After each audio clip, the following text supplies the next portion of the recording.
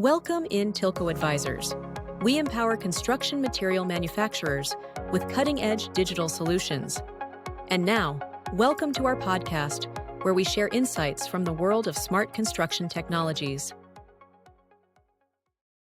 The show that extracts the crucial intelligence from the reports you really need to master.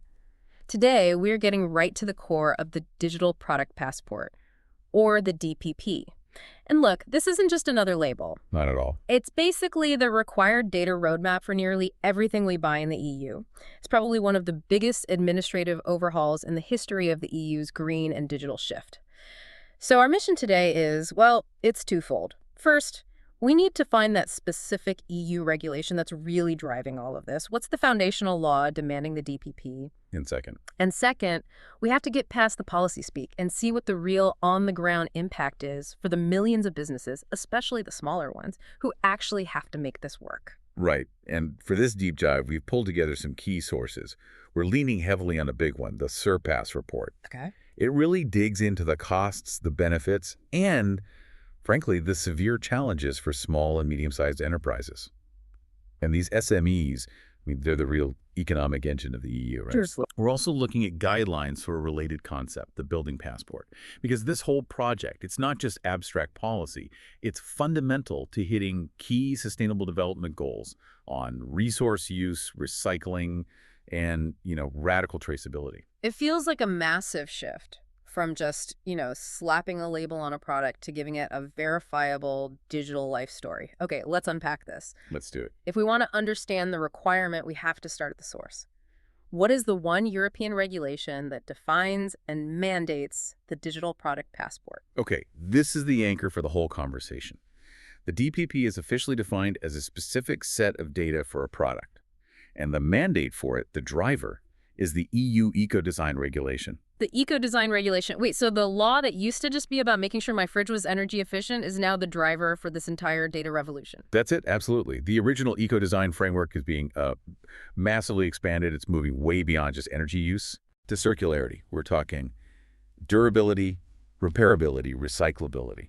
And the only way you can track those things consistently across borders is through standardized data. And that is the DPP.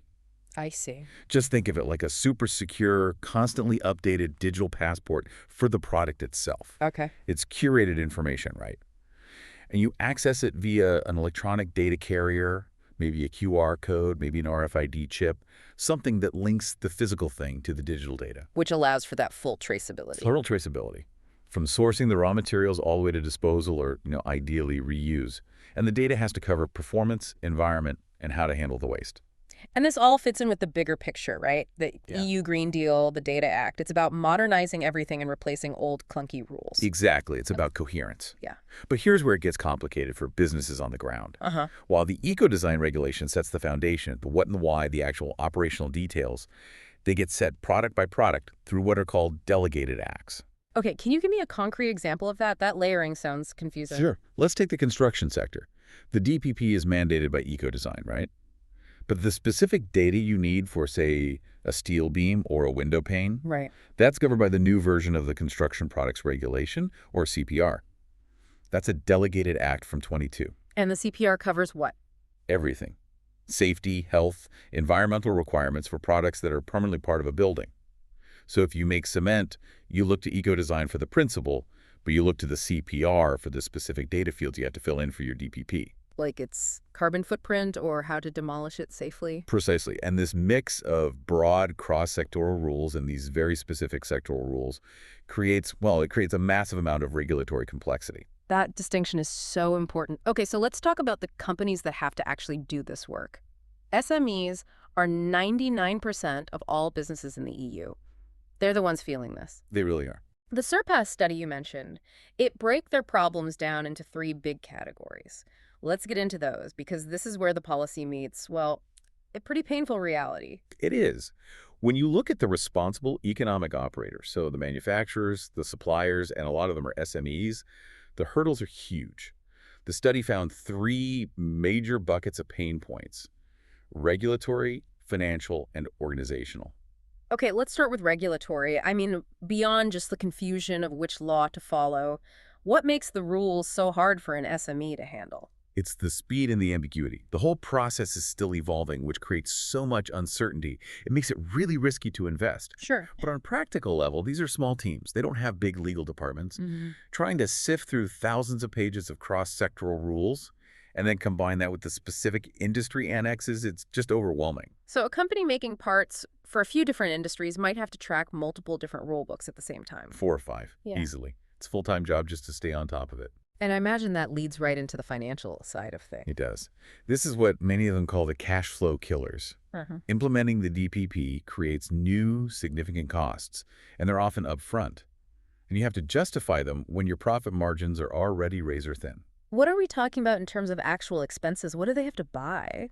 You could be looking at massive software upgrades, new product lifecycle management systems, PLM, or upgrades to your ERP, specialized labeling machines. And then there's the hidden cost of people and training. Getting your staff trained up to manage and verify complex environmental data, well, that's not cheap. And what about the physical hardware, the QR codes or chips? That's another great point. For the data carriers themselves, SMEs just don't have the bargaining power of a huge corporation. Right. A multinational can order millions of RFID chips for pennies each. A small firm buying a few thousand, they're paying way more per unit, which puts them at a fundamental cost disadvantage from the start. That lack of scale is a huge barrier. So what's the third bucket, the organizational headache? This one is about internal expertise, or the lack of it. A lot of SMEs are focused on making things, not on data governance. Right, they're manufacturers. Exactly. So they struggle with the technical reality.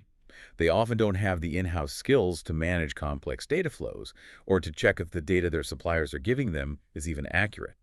It's a massive cultural and technical jump to go from being a family-run shop to a sophisticated data manager overnight. And you mentioned integrating these new DPP systems with older legacy IT.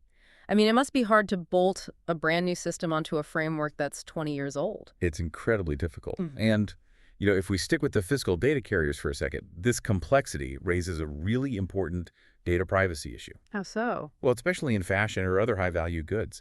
If an RFID tag on a jacket isn't removed or deactivated when you buy it, that tag could potentially broadcast details about what you own, maybe even where you are, if some malicious actor is scanning for it. So the convenience of tracking has to be balanced against, well, our need for anonymity. And speaking of that data, once it's standardized, it can feed into something even bigger in certain sectors. Let's pivot to construction and this idea of the building passport. Absolutely.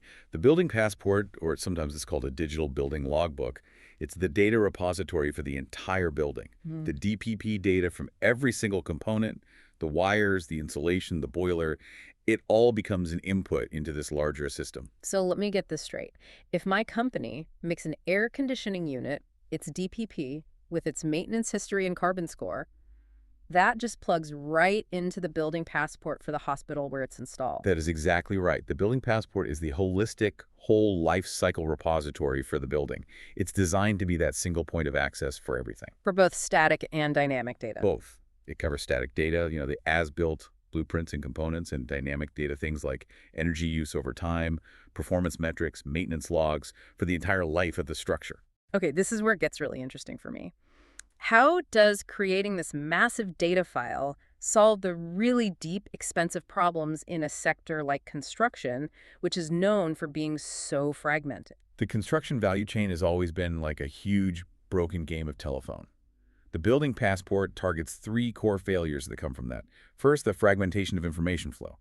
Data just gets lost when it moves from the architect to the builder to the subcontractor. And the second failure. This one is huge. It's the chronic data loss during handovers. When a building is sold or even rented, that thick binder with all the maintenance logs and warranties, it just disappears. And that knowledge gap kills the asset's value. Immediately.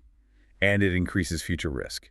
The third problem was just a basic lack of any centralized, standard way to store all this crucial data. So the problem wasn't a lack of data, it was a lack of organization. Precisely.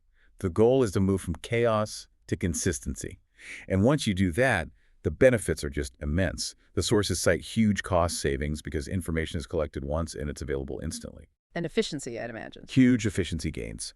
Centralized access for everyone, appraisers, maintenance crews, even emergency services. It also means greater transparency, which can help reduce corruption, and fundamentally better risk mitigation for investors and insurers. They can now use verified evidence for their assessments. So if the end goal is efficiency and circularity, but we know the burden on SMEs is high, especially the cost and skills gap, where are the actual business opportunities? Let's talk about the upside. Well, the initial compliance push, as painful as it is, it forces SMEs to completely re-examine how they do things, their data collection, their supplier relationships, their internal processes. It's a forced digital upgrade. Exactly. And that tough process often leads to real, recognized efficiencies. Some studies suggest that automating all the tedious data work for DPPs can increase organizational efficiency by a dramatic amount, somewhere between 15 and 32%. That is a significant number. Where does that jump come from? Is it just about speed? It's mostly from cutting down on manual labor and errors. Instead of someone chasing paper certificates from suppliers or wasting time cross-referencing old spreadsheets, the DPP system automates that capture and verification. It frees up people for higher value work. So it can help pay for itself over time. It can. And beyond efficiency, the DPP makes entirely new circular business models possible. Because the product now has a verifiable history and clear instructions for repair, it suddenly supports profitable services. Like repairs, upgrades. Repairs, upgrades, collecting used products, refurbishing them, and even creating robust secondhand marketplaces. Suddenly, the product's end of life isn't the end of its value. And for the consumer, having all that verified sustainability data is a pretty powerful way to differentiate your brand and build loyalty. For sure. But, given the technical barriers we talked about, the skills gap, the legacy IT, the sources, all point to the critical role of external help. SMEs can't do this alone. And this is where these DPP as service providers come in. Exactly. These are the firms offering a turnkey solution. They specialize in collecting, assembling, formatting, issuing, and hosting all the required DPP data for hundreds of different clients. And their key is achieving economies of scale. That's the mechanism. They do it through what's called multi-tenancy. Okay, can you just break down what multi-tenancy means for someone who might not know the term? Sure. Think of it like an apartment building.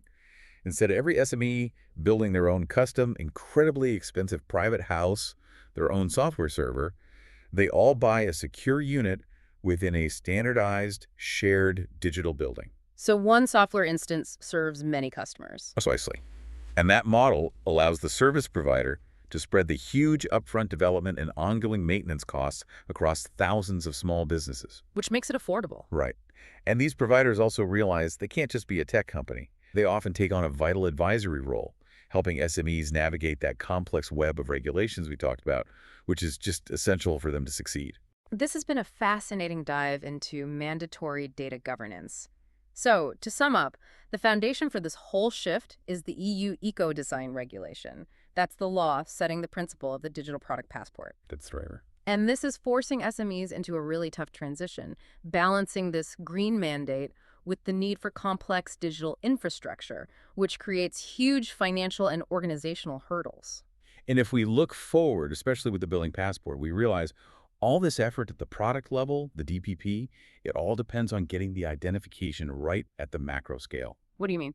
Well, for the construction sector to really see those massive cost savings and efficiencies, every single building has to be given a unique building identifier, a property reference number. Ah, I see. Without that final critical governance step, all the amazing data you've collected at the product level just risks staying fragmented when you try to aggregate it up to the building level. And that leaves us with a final thought for you to explore.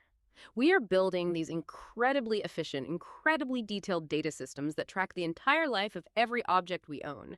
We saw the risk with something as simple as an unremoved RFID tag on a piece of clothing. So as this rolls out globally, where do we set the boundary to make sure we're building convenience and circularity without sacrificing our personal data privacy or the consumer's right to anonymity? That tension, well, it's only going to grow. That's it for today's episode. We hope you enjoyed exploring how digital workflows are transforming the construction industry. Don't forget to subscribe and join us next time for more insights into building smarter. Looking for more knowledge and inspiration? Head over to our website. You'll find everything you need to keep building smarter.